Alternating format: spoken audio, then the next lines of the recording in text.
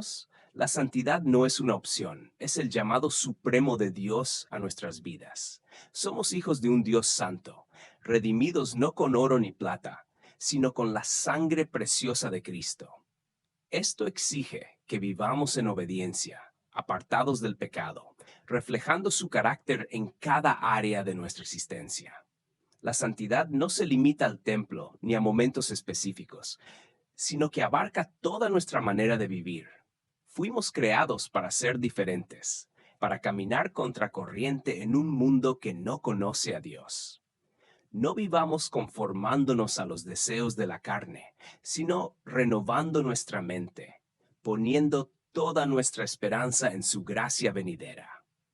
Ser santos es nuestra respuesta reverente al sacrificio de Cristo, quien murió para transformarnos en hijos obedientes y adoradores para la gloria eterna de Dios. Vivamos con temor, con gratitud y con el compromiso de reflejar su santidad cada día. Sé santo porque Él es santo es el tema de nuestra conferencia en este año 2018.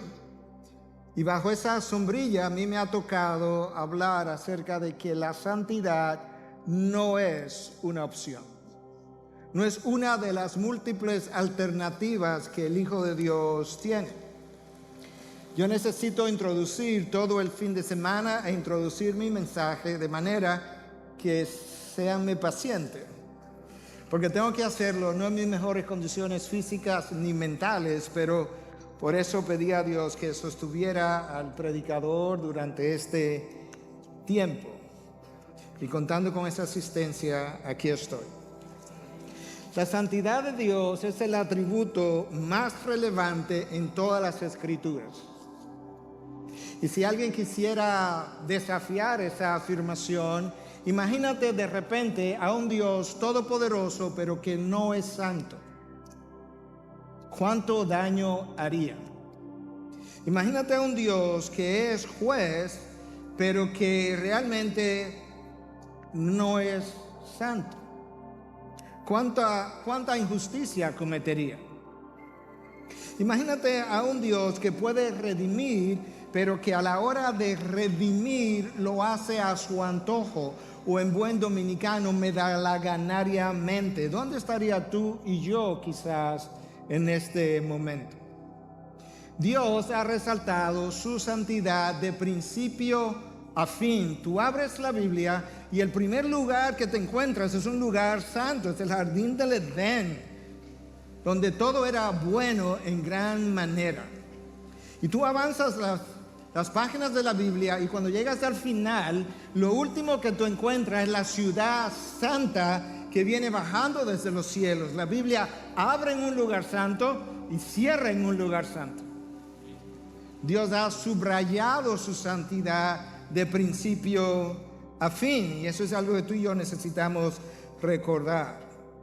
Si tú examinas el registro bíblico con detalle, tú te darás cuenta que cuando Dios tiene un encuentro con el pecado, Dios o lo destruye o se aleja de él. Dios o lo destruye o se aleja de él. Dios destruyó los hijos de Elí.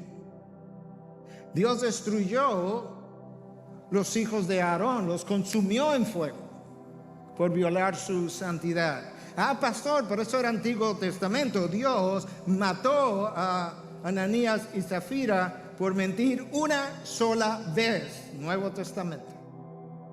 Y Él es un fuego consumidor, de acuerdo a lo que las Escrituras nos dicen. Otras veces Dios simplemente se aleja, y eso explica por qué Dios expulsa a Adán y Eva cuando corrompen su jardín santo. Dios se aleja de Adán, se aleja de Eva y posteriormente nos acerca a Él por medio de su Hijo Jesús. Y su Hijo fue casi destruido en la cruz, cuando Él llevó sobre sus hombros tu pecado y mi pecado, y experimentó un abandono temporal precisamente en el momento en que Él te estaba representando a ti y a mí en sustitución por haber cometido los pecados que tú y yo hemos cometido a lo largo de la vida. La única ocasión en toda la eternidad pasada donde hubo una separación entre el Padre y el Hijo fue precisamente cuando el Hijo tomó mi lugar de pecador y el Padre como que le volteó el rostro y Cristo se desespera y clama: Dios mío, ¿por qué me has abandonado? De manera que Cristo en la cruz, llevando mis pecados, experimenta una lejanía que Dios le hizo experimentar, guarda la redundancia, precisamente porque en ese momento Él estaba cargando con mi pecado. Cuando Dios tiene un encuentro con el pecado, Él se aleja o lo destruye. El pueblo judío había deambulado por el desierto, había pecado contra Dios, había mostrado ser un pueblo de dura cerviz. Y en un momento dado, Aarón se dejó influenciar por el pueblo y confeccionó con sus propias manos un becerro de oro. Eso hizo incendiar la ira de Dios. Y yo quiero que tú veas ahora, posterior a ese evento, ¿qué ocurre? ¿Por qué Dios decide decirle al pueblo que se iba a alejar de ellos? En el capítulo 33 del libro del Éxodo, del 1 al 3, escucha cómo es relatado. El Señor dijo a Moisés: anda, sube de aquí tú y el pueblo que has sacado de la tierra de Egipto. Tú puedes escuchar a Dios en su lenguaje, su alejamiento. El pueblo que sube de aquí tú y el pueblo que has sacado, como que no fue Dios que lo sacó. Ese pueblo es más como, se está comportando más como tuyo que mío. A la tierra de la cual juré a Abraham, Isaac y Jacob, diciendo: a tu descendencia le daré, y enviaré un ángel delante de ti, y echaré fuera al cananeo, al amorreo, al hitita, al ferezeo, al heveo, al jebuseo y a todos los feos. Sube a una tierra que emana leche y miel. Hasta ahí las cosas como que suenan bien. Como que Dios va a enviar un ángel delante de ellos, va a echar fuera a toda esta gente pagana, a una tierra que emana leche y miel. Ahora escuche: pues yo no subiré en medio de ti, oh Israel, no sea que te destruya en el camino, porque eres un pueblo de dura cerviz. ¿Escuchaste? Yo hice una promesa y yo quiero cumplirla. Pero ¿sabes qué? Hasta aquí mi presencia ha ido contigo y con este pueblo. Lo que quiero hacer ahora es alejarme del pueblo para no destruirlo, porque es un pueblo de dura cerviz. Moisés intercede ante Dios. Moisés es como una figura de Cristo. Intercede ante Dios, clama, Dios le escucha, tiene misericordia, le dice: ok, yo voy a continuar en lo adelante con ustedes. Pero a partir de ese momento Dios le dice a Moisés: el tabernáculo que está en el centro del pueblo, me lo sacas del centro y me lo pones fuera del pueblo. En otras palabras, yo quiero una imagen, un símbolo visible de que lo que ha pasado no ha pasado por alto. Y aunque yo voy a continuar con ustedes, yo quiero el tabernáculo que estaba en el centro del pueblo hasta este momento, yo lo quiero fuera.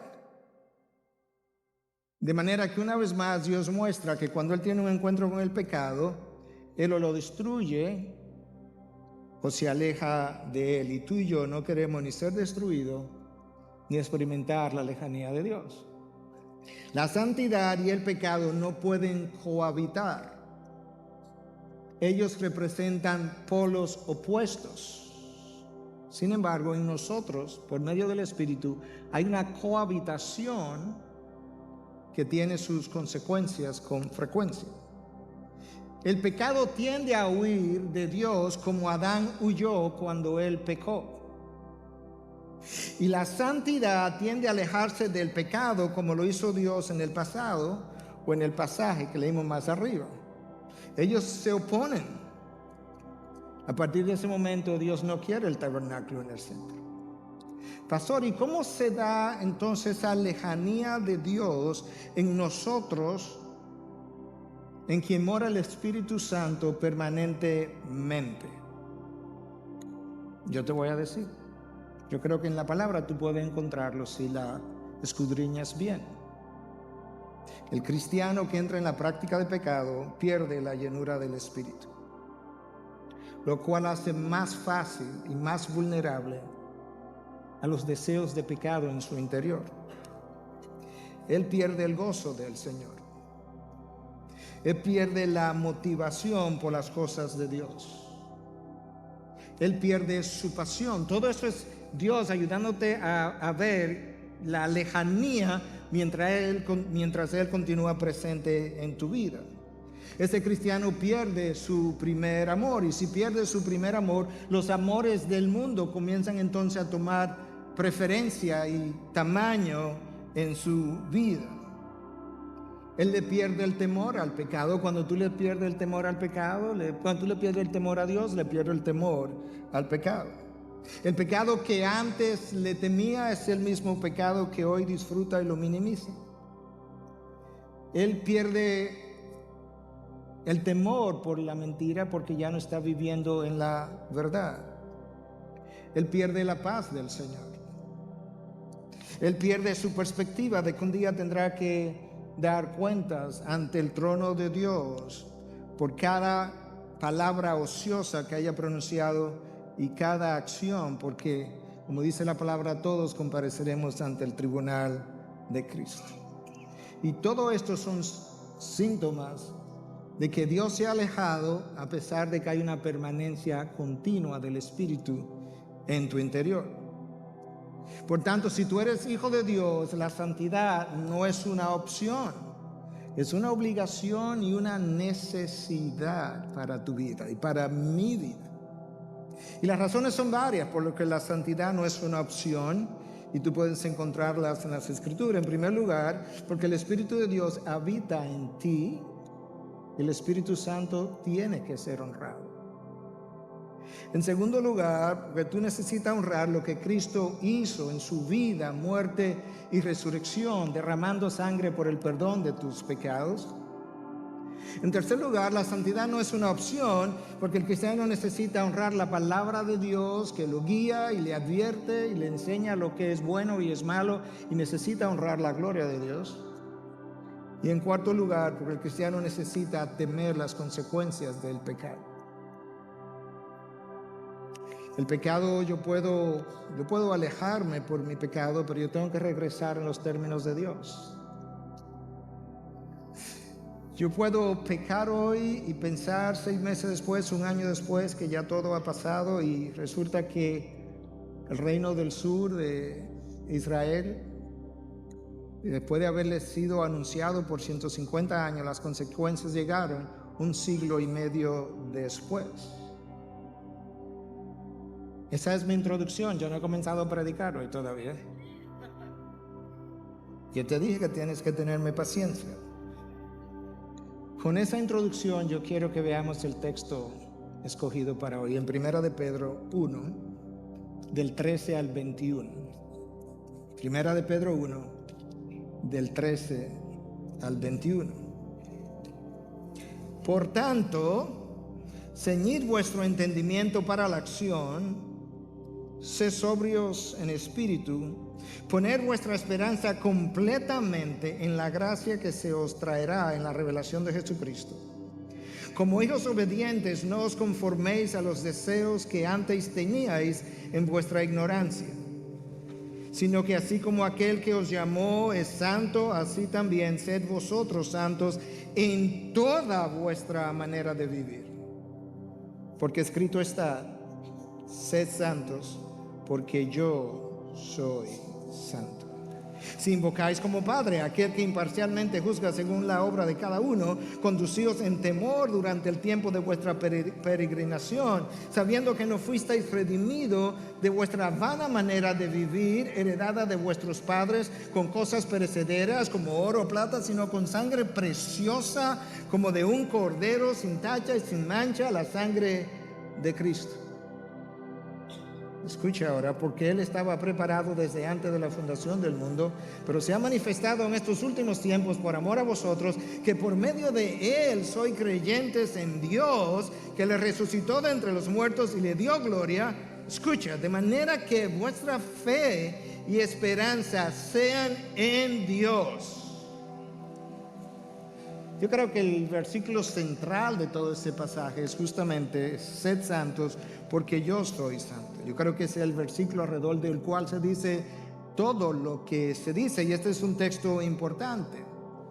El versículo 13 con el que yo inicié comienza una conclusión. Nota que comienza con un por tanto, de tal manera que Pedro está concluyendo una idea.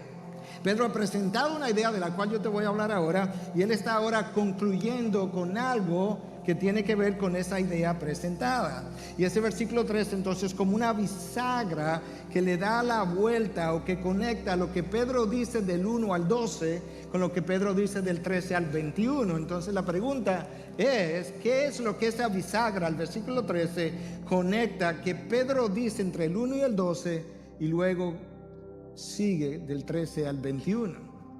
Y lo que Pedro hace del 1 al 12 no es otra cosa que hablarnos de la obra de Cristo a favor nuestro, lo que nosotros llamamos el indicativo o aquello que Dios hizo. Por tanto, todo lo que a mí me toca hacer viene después que yo entiendo lo que Cristo ha hecho a mi favor.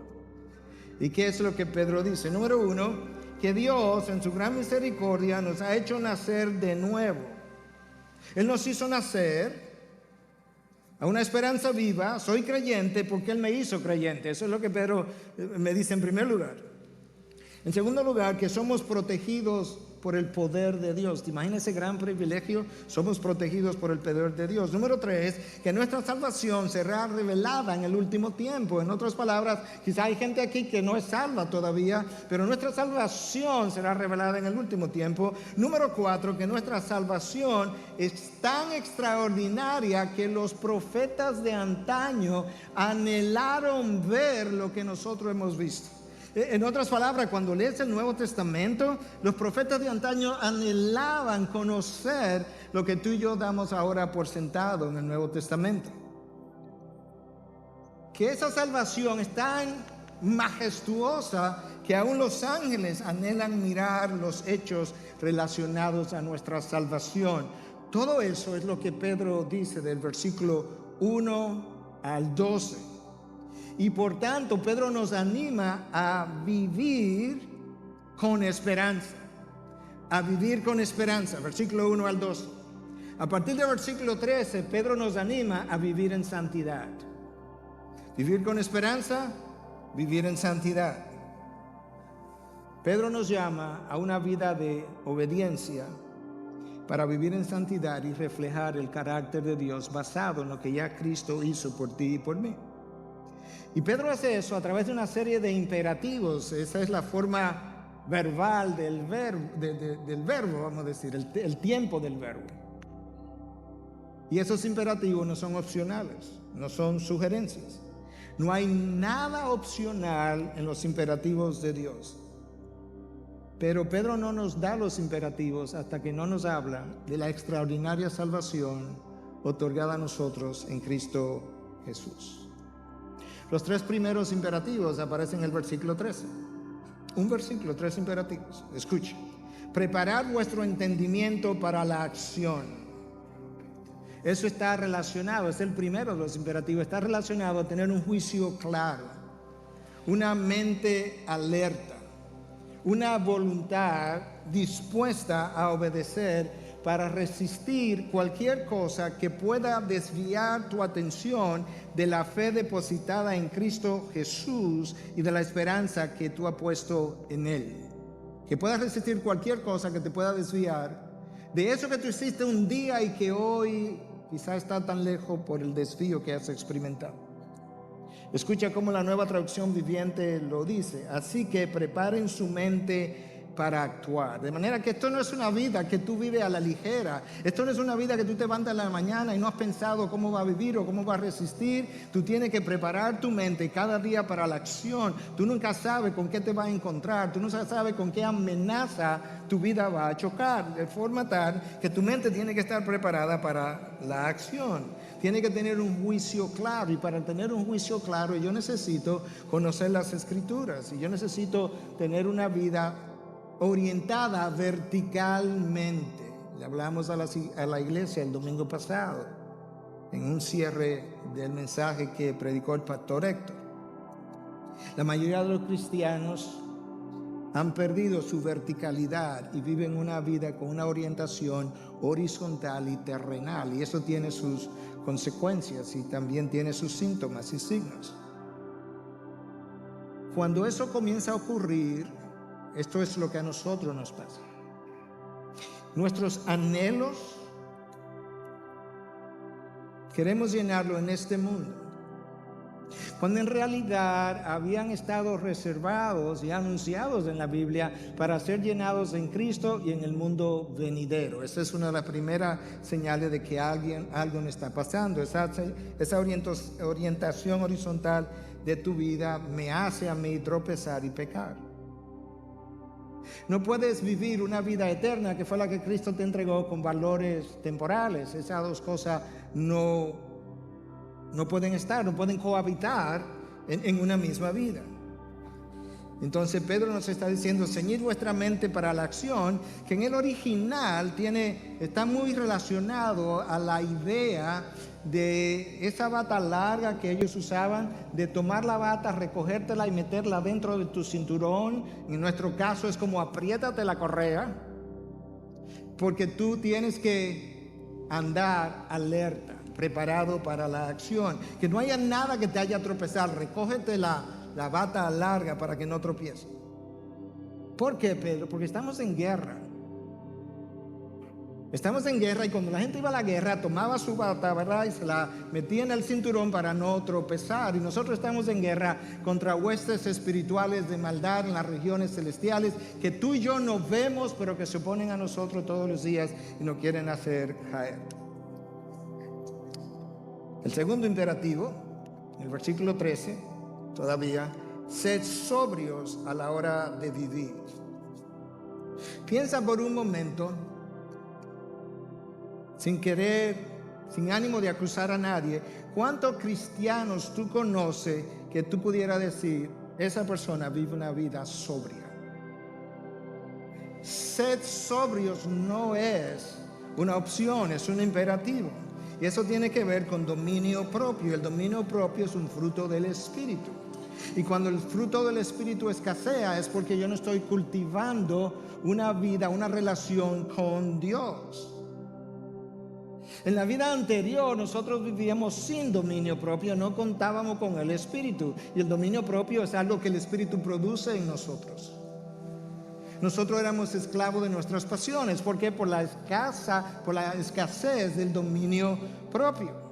Pero si Cristo nos regaló una vida, una nueva vida, no podemos seguir viviendo conforme a nuestros viejos deseos. Porque para eso Cristo fue a la cruz, y para eso Cristo libertó mi voluntad. Y luego el Padre y el Hijo nos enviaron el Espíritu que mora en nosotros para cultivar precisamente lo que es su fruto. Las pasiones de la carne son capaces de arrastrarnos hasta llevarnos a vivir según los deseos anteriores. Créeme. El tercer imperativo, todavía en el versículo 13, escucha: poned, eso es un imperativo, una obligación, vuestra esperanza completamente en la gracia que se os traerá en la revelación de Jesucristo. Este puede ser el tercer imperativo, pero probablemente es más fuerte que los dos primeros. ¿Por qué? Porque me llama a poner mi esperanza completamente en la gracia que ha de venir. No parcialmente, no una parte de mi confianza, de mi esperanza. Toda mi esperanza debe estar en la gracia que ha de venir. Hay una gracia presente, pero hay una gracia que Cristo traerá aún mayor. Mi esperanza debe estar puesta ahí. ¿Y cómo nosotros hacemos eso? Este imperativo está conectado a los dos primeros: preparando la mente para la acción y siendo sobrios a la manera de vivir. Yo puedo ahora poner mi esperanza completa, no en mi fuerza de voluntad, no en mi sabiduría, no en mi experiencia, sino más bien en la gracia venidera. Cuando Pedro escribe su segunda carta, El pasaje tú lo puedes leer después, de 2 de Pedro 3, del 11 al 12, habla de que dado que todas estas cosas han de ser destruidas, dado que toda esta vida temporal ha de ser consumida, ¿qué tipo de persona debiéramos tú y yo ser en santa y divina piedad? Pedro nos ayuda a entender que esto que está aquí alrededor nuestro, como esto va a desaparecer y Cristo regresa, mi esperanza debe estar puesta en esa segunda venida, mi esperanza completa, y que mientras yo espero, yo debo vivir en total santidad y piedad. Por tanto, la santidad no es una opción, ni para ti, ni para mí. Lo que Pedro hace de aquí en adelante, entonces, es describir el estilo de vida del cristiano, o el estilo de vida que el cristiano deberá tener, y lo hace otra vez con imperativos. El cuarto de ellos está en el versículo 14. Como hijos obedientes, no os conforméis a los deseos que antes teníais en vuestra ignorancia. A lo que Pedro está aludiendo es que como hijos obedientes, no nos conformemos a los deseos que antes teníamos, que quizás dejamos de tener por un tiempo, pero que volvimos a recoger otra vez, porque entonces no seré un hijo obediente. Nosotros no podemos recibir una nueva vida perteneciente al mundo de la luz y vivir como hijos de las tinieblas. ¿Te imaginas la contradicción que eso sería? Yo soy un hijo de la luz, pero vivo en las tinieblas. No es lógico, es incongruente, es vergonzoso. Si tenemos un Dios como nuestro Padre, nuestro carácter, nuestra forma de pensar y nuestro caminar tienen que parecerse a Él. ¿Recuerdan algunos de ustedes la historia de Alejandro Magno que le conté a nuestra iglesia en una ocasión? Que él descubrió que uno de los soldados de él se llamaba Alejandro y se estaba comportando mal, y él llamó al soldado y le dice: joven, tú o te comportas bien o cambias de nombre. Es como que Dios nos llamara y me dijera: Miguel, tú o te comportas como mi hijo o cambia de lugar. Eso es lo que el texto nos está ayudando a entender. Pedro nos recuerda que no podemos ser conformados a los deseos de la vida anterior, que corresponden a anhelos insatisfechos de la naturaleza caída. Escúchame, si tú eres honesto, no me digas que tú no tienes anhelos insatisfechos. No es verdad. No mientas. Pero cuando tú vayas a tener todos los anhelos insatisfechos, tú no vives de este lado de la gloria, tú vives de aquel lado de la gloria. Esto es una vida completamente insatisfactoria en todas las áreas del diario vivir, si somos honestos. Porque perfección no existe de este lado. El Hijo de Dios tiene que recordar que aunque Él tenga anhelos insatisfechos, yo tengo que recordarme eso a mí mismo, que pudieran ser genuinos incluso, que Dios nunca aprobará la satisfacción de uno solo de mis anhelos por un camino ilegítimo. Hermano, el pecado en que el mundo vive es atractivo para la carne, créeme. No me digas que no es atractivo para tu carne, no es verdad. Quizá a veces menos que otros, a veces un anhelo y no otro, sí es verdad, pero el pecado que vive el mundo es atractivo para la carne, pero es destructivo para el alma siempre. Y la idea es que no vivamos como vivíamos antes, cuando no habíamos sido redimidos por la sangre de Cristo. Ese estilo de vida no era más que el fruto de la naturaleza caída, la ausencia del Espíritu Santo y nuestra ignorancia y la falta de dominio propio. Cuando le damos rienda suelta a nuestros deseos, nosotros negamos que somos hijos de un Dios santo. Y es por eso que la santidad no es una opción. Nunca lo ha sido, nunca lo será. Nosotros no podemos vivir conforme a los valores de la sociedad. De hecho, Cristo nos ha llamado a vivir una vida contracultural. Si tú encuentras que tu estilo de vida se está pareciendo al estilo de vida de la sociedad, tú tienes que entender que no está honrando el llamado que Cristo te hizo de vivir contraculturalmente. Cristo no nos ha llamado a adaptarnos a la sociedad en la que vivimos, sino a vivir de forma en vía contraria. Hicimos una conferencia sobre yendo en vía contraria. El cristiano no puede seguir creyendo, déjame leerte esta cita, que lo que es costumbre es normal y lo que es normal es correcto. Tenemos que resistir la presión de conformarnos a este siglo o a esta era. Eso no es exactamente lo que el apóstol Pablo nos dijo. No os conforméis a los patrones de este mundo. Tú puedes quitar la palabra mundo y ponerle ahí de esta era, porque eso es básicamente lo que significa. O de este mundo, de este siglo, sino más bien ser transformados por medio de la renovación de vuestra mente, de tal forma que mi estilo de vida sea característico de un hijo de Dios y no un hijo de las tinieblas. Y la única manera como yo puedo hacer eso es transformando mi mente, porque como yo pienso, así yo soy. Cada acción que tú has cometido, cada acto que yo he cometido, bueno o malo, ha sido precedido por un pensamiento. Y ese pensamiento entonces tiene que ser renovado, y la única manera de hacer eso es por medio de su palabra y un caminar con Dios día a día. Si Cristo fue clavado en la cruz por mi pecado, es incongruente que yo mañana vaya a pecar. Ocurre, a mí me ha pasado, pero es incongruente que yo mañana vaya a pecar con aquello que clavó a Cristo en la cruz. Es como si el clavo de Cristo no me importara. Pastor, pero seguro que usted lo ha hecho. Claro que lo he hecho, pero era incongruente cuando lo hice.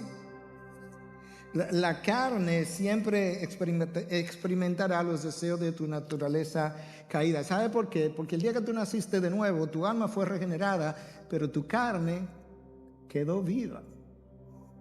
¿O no has leído a Pablo? Yo no me entiendo, porque lo que yo quiero hacer no lo hago, y lo que no quiero hacer, eso hago. Ay, pobre de mí, ¿quién podrá salvarme? Pero gracias a Dios en Cristo Jesús. Porque la carne permanece con pecados remanentes y el cuerpo no será glorificado hasta que Cristo venga y entonces los sepulcros se abran y el cuerpo salga y sea glorificado y se una a mi alma. Y entonces sí, yo podré reposar sin esa lucha continua. ¿O no lo has leído en Gálatas 5:17? Uno de los versículos que yo más frecuentemente traigo a mi mente. Escucha. Porque el deseo de la carne es contra el espíritu, y el del espíritu es contra la carne. Nota que en Gálatas 5:17 el espíritu está con E mayúscula. Pues estos se oponen el uno al otro, de manera que no podéis hacer lo que deseáis. ¡Wow! Dentro de mí mora el Espíritu Santo. El Espíritu Santo está ahí con deseos. La carne tiene sus deseos. Y entonces la carne tiene deseos que son opuestos a los deseos del Espíritu. Y Pablo me dice que ellos se oponen el uno al otro. Eso lo acabamos de leer. Pero ¿sabe qué es lo peor? La conclusión que Pablo me dice, por eso no podéis hacer lo que queréis. Tú quieres honrar a Dios, pero no lo haces. ¿Y por qué no lo estás haciendo? Porque tú estás permitiendo que los deseos de tu carne le ganen a los deseos del espíritu. ¿Y cómo ocurre eso? Cuando yo alimento mi carne más que lo que yo alimento el espíritu. Pero cuando yo alimento, alguien pudiera decir, pastor, pero es que el espíritu no puede con mi carne. ¿Y cómo es eso que la carne le gana al espíritu? No, espérate. Es que el espíritu y la carne se alimentan. Por decirlo así, no es que el espíritu crece, sino que lo que la morada del Espíritu significa para mí crece en oración, en meditación de la palabra, en el buen caminar, en una relación cercana con Dios. ¿Y sabes qué, hermano? Los deseos en sí no son pecaminosos. C.S. Lewis es la persona que mejor nos ayudó a entender eso en uno de sus libros cuando decía, Satanás no ha creado un solo deseo. Claro que no. Todos los deseos que tú has podido experimentar los creó Dios. Lo que Satanás hizo fue pervertirlos. Esa es la diferencia. Dios te creó con receptores en la lengua capaces de poder disfrutar el alimento y de experimentar otras sensaciones también. Dios lo puso ahí, pero de forma legítima. Dios creó el ser humano con receptores en diferentes partes de su cuerpo para la experiencia de la intimidad. Lo que la caída produjo es estímulos perversos o estímulos que hacen a mis receptores reaccionar perversamente porque no son legítimos. Entonces ahí los deseos se convierten en pecaminosos. Pero mientras tanto, no. Dios los creó para tu disfrute. Imagínate, para aquellos de ustedes que les gusta la carne, comerse un buen pedazo de carne que no sabe a nada. No tendría como ningún incentivo salir a cenar o el viernes o el sábado. Te das cuenta que la santidad para ti y para mí no es una opción. Notaste de nuevo que en Gálatas 5:17 la palabra espíritu está con E mayúscula. Y el espíritu, entonces, ¿quién nos debe controlar? Quinto imperativo, versículo 15. Sino que así como aquel que os llamó es santo, así también sed vosotros, imperativo, vosotros santos, en toda vuestra manera de vivir. Nota lo absoluto, en toda vuestra manera de vivir.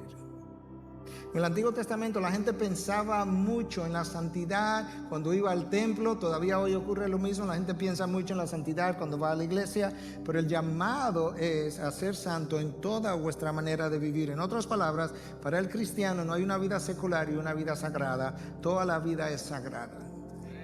Toda la vida es vivida coram Deo, delante del rostro de Dios. Cada cosa que tú has hecho, Dios lo ha visto. Cada cosa que tú has dicho o yo he dicho, Dios lo ha visto. Es más, cada cosa que yo he pensado, Dios lo ha conocido. Wow. Pero nos da 3 razones en este versículo 15 por la que debiéramos ser santos. Escucha. Número 1, porque aquel que nos llamó es santo. Ni el carácter de la persona que te sacó del lago cenagoso, ni sus pensamientos, ni sus caminos son como mis caminos. Por tanto, una razón para ser santo es que la persona que me llamó es santo. La diferencia entre la santidad de Dios y nuestra pecaminosidad puede verse mejor en esta cita de Jonathan Edwards. Escúchame, si tú me dices, pastor, deme 5 líneas que usted quiere que yo me lleve de aquí esta noche. Yo podía darte, quizás estoy pecando con lo que voy a decir, porque esto lo dijo Edwards y yo debería estar citando las escrituras entre esas 5 líneas. Pero como ya tú tienes las escrituras, yo quiero darte 5 líneas que tú no conoces. Porque aquí hay algo que es extraordinario. Escucha lo que Edwards dice. Cuando veo, déjame decirte quién fue Jonathan Edwards antes de comenzar. El teólogo más grande que Estados Unidos haya producido. Quizás la mente más privilegiada, la revista británica, le concedió el honor, si pudiéramos llamarlo, de llamarle el académico más grande que Estados Unidos haya jamás tenido. Y su biografía es de un hombre extremadamente santo. Yo tengo que decirte eso porque tú tienes que entender que lo que tú vas a leer ahora no es de un hombre que se decía cristiano y vivía en la calle. Es de un hombre santo, brillante, que entendió las escrituras y entendió la anatomía de su pecado. Y esto es lo que Edwards dice. Cuando veo dentro de mi corazón, percibo su infinita maldad. Creo que es un abismo más profundo que el infierno. Edwards. ¿Tú sabes por qué él puede hablar así? Porque en la iluminación que el Espíritu de Dios le dio, verdaderamente le permitió ver la maldad de su corazón. Nosotros no la vemos. Yo no diría, antes de leer esta cita, wow, cuando yo pienso en mí mismo, eso es más profundo que el infierno. No, yo creería que ni siquiera se asemeja al infierno. Ahora, escucha lo siguiente, porque yo pensaba así, y ahora yo no quiero igualarme con Edwards. La distancia entre él y yo es enorme. Lo que Edwards decía, cuando oro, peco. O sea, ¿tú alguna vez has pensado que cuando tú oras, pecas? Pues claro, porque Santiago lo dice, no tenéis porque no pedís, y cuando pedís, pedís. Es mal. Pues ahí ya está. Cuando oro, peco. Cuando predico, peco. O sea que yo estoy pecando ahora mientras estoy aquí predicando. A la luz de la justicia perfecta de Dios, si Él me escrutiniza, yo estoy seguro que lo encuentra. Ahora, esto es lo que yo he hablado varias veces de esto a personas en consejería, y yo me sorprendí cuando encontré esta cita. Tengo que arrepentirme de mi arrepentimiento, dice Edwards. Yo te voy a explicar por qué. Y mis lágrimas necesitan lavarse ¿en quién? En la sangre de Cristo. ¿Por qué yo tengo que arrepentirme de mi arrepentimiento? Por varias razones. Número uno, porque cuando yo me arrepiento, yo todavía no conozco lo profundo y lo inicuo que fue mi pecado. Solamente Cristo lo conoce. Dios, la Trinidad. Entonces yo me arrepiento como parcialmente.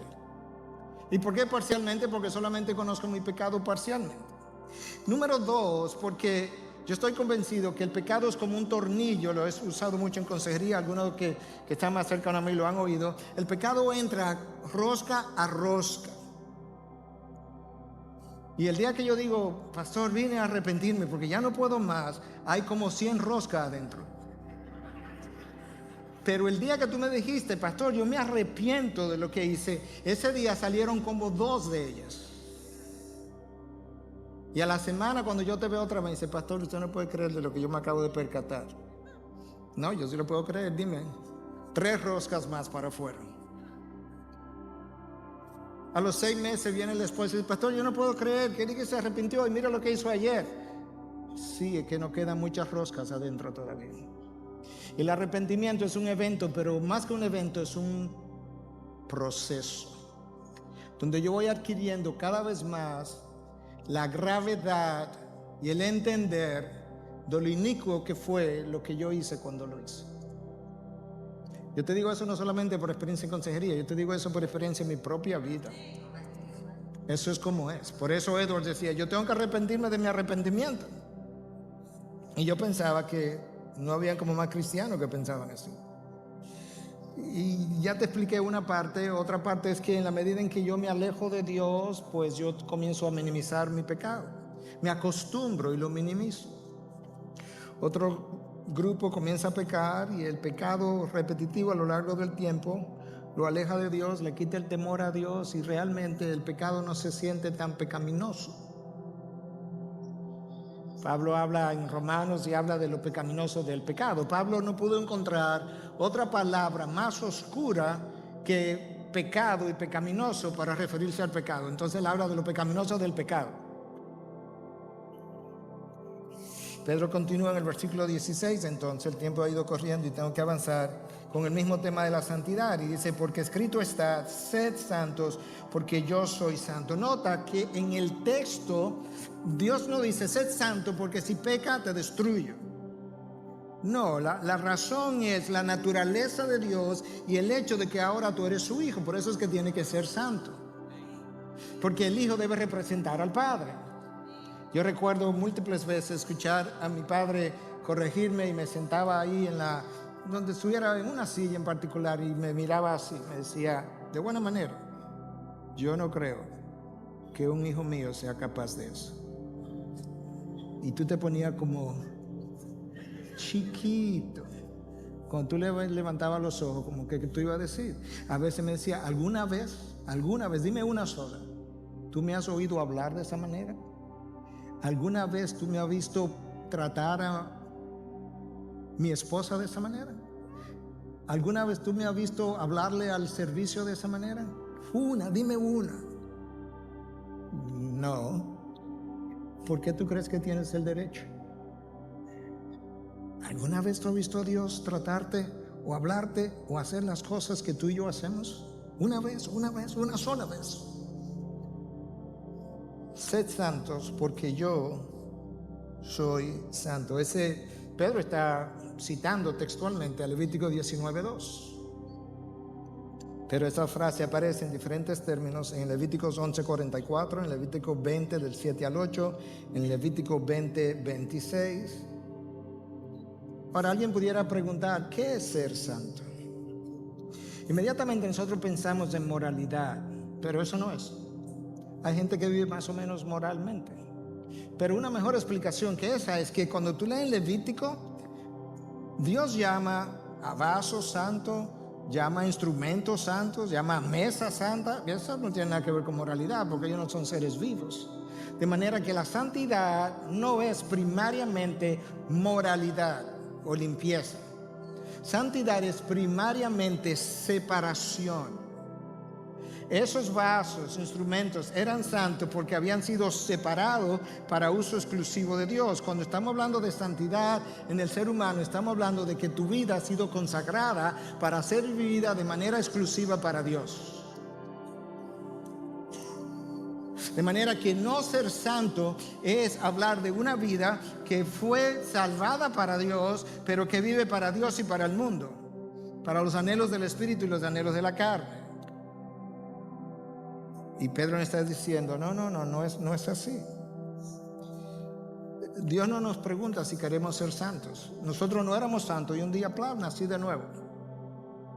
Tú ni te diste cuenta, tú piensas que tú lo elegiste a Él. Él te eligió en la eternidad pasada, eso no tiene nada que ver contigo. La razón por la que yo digo que Dios no me pregunta si quiero o no ser santo es porque Dios me hace santo y luego me dice, compórtate como lo que eres. ¿Y dónde Dios dice eso? Bueno, Pedro de nuevo, en 2:9, en su primera carta. Escucha lo que dice. Vosotros sois linaje escogido, real sacerdocio, nación santa, pueblo escogido, para posesión de Dios. Tú eres una nación santa. Dios no te está diciendo, ¿tú quieres ser parte de la nación santa? No, tú eres una nación santa. Compórtate como lo que eres. ¿Y tú quieres saber para qué fue que yo te escogí? Para posesión mía. Exclusiva. Exclusivamente para mí. Entonces esa es la razón número 1 que Pedro nos da para ser santos. Razón número 2 en el versículo que citamos es esta. La justicia de Dios, mencionada en el versículo 17, un versículo más adelante. Y si invocáis como Padre a aquel que imparcialmente juzga según la obra de cada uno, conducíos en temor durante el tiempo de vuestra peregrinación. ¿Cuál es el tiempo de mi peregrinación? Este tiempo que yo estoy ahora viviendo en la tierra. ¿Y por qué Pedro usa la palabra peregrinación? Para recordarme que este no es mi lugar de permanencia. Yo estoy de paso. A mí me espera un lugar de permanencia eterna. Por tanto, durante el tiempo de la peregrinación, camina con temor. Temor reverente a Dios, temor a las consecuencias de la vida pecaminosa. ¿Y por qué? Escucha a Pedro otra vez. Porque si tú invocas como Padre a aquel que imparcialmente juzga según la obra de cada uno, en otras palabras, el juez del universo va a juzgar imparcialmente las obras del creyente y las obras del incrédulo. Es verdad que los resultados son distintos, pero aún así yo tengo que recordar que Dios no usa dos estándares, uno para su hijo y uno para el incrédulo. No. El creyente seguirá camino a la gloria, pero él será juzgado, sus obras serán examinadas, él perderá recompensas y él lo va a hacer imparcialmente. Y Pedro me dice, si tú vas a llamar como padre al mismo que es juez y él juzga imparcialmente, ten cuidado, condúcete con temor durante tu tiempo de la peregrinación. Razón número 3 por la que necesitamos ser santos, según Pedro. Escucha ahora, versículos 18 y 19. Sabiendo que no fuisteis redimidos de vuestra vana manera de vivir, heredada de vuestros padres. La manera de vivir vana con la que tú y yo vivíamos fue heredada de nuestros padres, pero no heredada del Padre Santo. De vuestros padres con cosas perecederas como oro o plata, sino con sangre preciosa como de un cordero sin tacha y sin mancha, la sangre de Cristo. Este texto nos recuerda, número 1, que fuimos redimidos. Y que como fuimos redimidos no fue con cosas materiales como el oro y la plata. Déjame decirte algo que pasaba con frecuencia, de la que quizás tú no tienes conocimiento. Los esclavos con frecuencia eran vendidos y comprados. Entonces, si yo era un poseedor de esclavos, frecuentemente yo iba al templo pagano y entonces yo quería vender el esclavo. Lo que yo pagaba, las autoridades del templo se quedaba con una gran parte del dinero y me daba a mí una comisión. Entonces, con frecuencia, el templo lo dejaba libre porque el templo entendía que de ahí en adelante ese hombre o esa mujer era esclavo de la diosa o dios que se adoraba en ese templo. ¿Me entendiste? ¿O tengo que ir otra vez? Yo iba al templo, pagaba $100, las autoridades del templo se quedaban con 70, me daban 30 a mí y las autoridades del templo podían dejarme libre, pero ellos entendían, y la sociedad alrededor también, que yo ahora, el esclavo, era esclavo del dios o diosa que se adoraba allí. ¿Entendiste? Porque si no entendiste, tiene que venir adelante al final. Fuimos comprados. Nosotros no nos compramos a nosotros mismos, no somos libertados nosotros mismos, no nos redimimos a nosotros mismos. Pero no fuimos redimidos ni con oro ni con plata, de la manera como se hacía eso en los templos, sino con la sangre preciosa de un cordero sin mancha y sin arruga. Cuando nosotros vivimos una vida de desobediencia, estamos comportándonos como esclavos del pecado y no como esclavos de Cristo.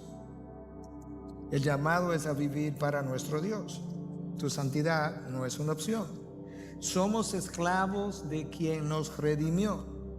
Nosotros somos hijos y esclavos al mismo tiempo, pero tenemos a Dios como Padre y al mismo tiempo somos esclavos, pero nosotros no tenemos un amo como los demás amos. Nosotros tenemos el mejor amo del mundo, que fue a la cruz y dio su vida y derramó su sangre por rebeldes que hoy son hijos y son adoradores.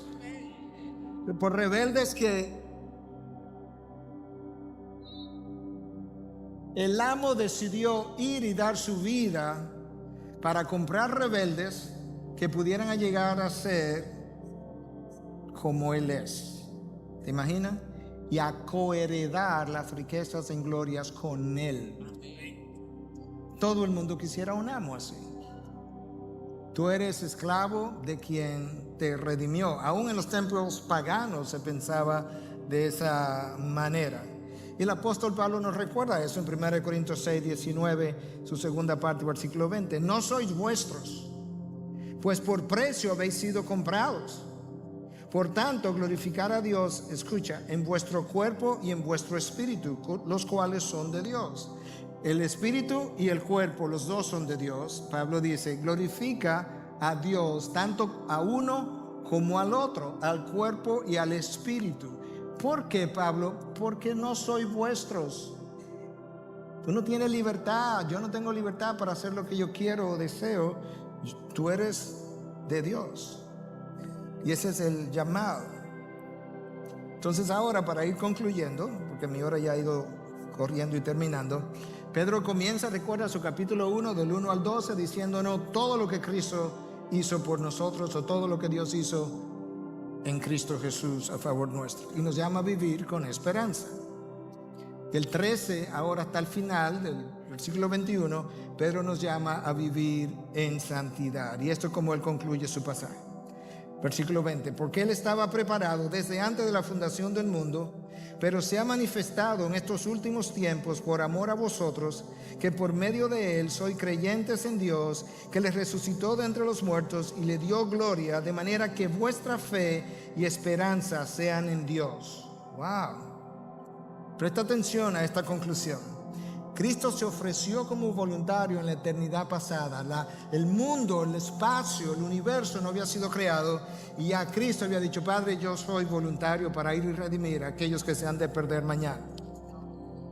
Tu salvación no fue fortuita, tú no eres un accidente de la naturaleza. Corresponde a la elección de un Dios en la eternidad pasada para que tú pudieras ser su hijo y él pudiera ser tu padre. ¿Tú te imaginas eso? La Trinidad se reúne, dice, mira, vamos a crear a Adán y Eva, ellos se van a perder, van a tener descendientes también perdidos, y Cristo dice, no, Padre, pero no lo vamos a dejar así, yo me ofrezco.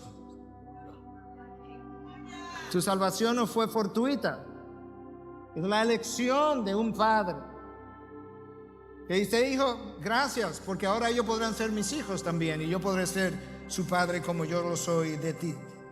Por tanto, sed santo, porque Él es santo. Luego Pedro nos dice que Cristo se ha manifestado en estos últimos tiempos por amor a vosotros. El plan de salvación se puso en moción en la eternidad pasada. Si quiere puede decir a partir del Edén, cuando se cayó el hombre, pero en realidad anterior a eso.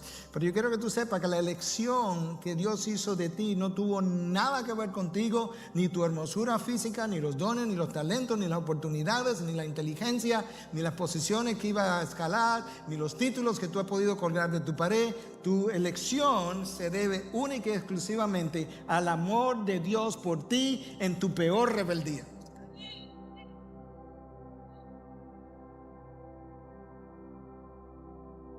Escúchalo otra vez. Se ha manifestado en estos últimos tiempos por amor a vosotros. Cuando Dios me eligió, ya después de haber nacido, cuando Dios me dio salvación, mi corazón estaba tan sucio que Él pudo haberme enviado al infierno y lo hubiese merecido completamente. Y Cristo prefirió dar su sangre y ser condenado Él antes que ser condenado yo. Si eso no es motivación suficiente para vivir en santidad, para glorificarlo a Él, no habrá nada más motivador. Por tanto, sed santo porque Él es santo. Y finalmente Pedro nos dice que fue Dios quien me hizo creer. No fue que yo creí. Si tú creías que tú creíste, independientemente de Dios, bájate de ese caballo. El texto que leímos lo dice claramente, que por medio de Él soy creyentes en Dios, por medio de Cristo soy creyentes en Dios. Él te hizo creer. Y Dios le hizo resucitar de entre los muertos y le dio gloria, dice el texto que yo estoy leyendo para terminar. ¿Cuál fue la razón de todo eso? Aquí está, esto como concluye, de manera que vuestra fe y esperanza sean en Dios. Dios te eligió por amor, Dios te dio a Cristo, Cristo fue a la cruz, Cristo fue enterrado, Cristo resucita, de manera que ahora cuando tú quieras tener esperanza, sea y fe en Dios exclusivamente y en ningún otro mérito, ni nada que tú hayas hecho, ni vivido, ni experimentado, solamente en Dios, a través de Cristo Jesús. Por todo lo anterior, sed santos, porque Él es santo. Tu santidad no es una opción. Oye lo que es tu santidad. Tu respuesta reverente a aquel que dio su sangre por ti cuando tú eras y yo era un rebelde y ahora eres hijo y un adorador por el resto de la eternidad. La santidad es simplemente tu respuesta reverente a un Dios que dio su hijo y a un hijo que dio su sangre para que yo dejara de ser un rebelde y pasara a ser un adorador y el hijo de Dios por siempre.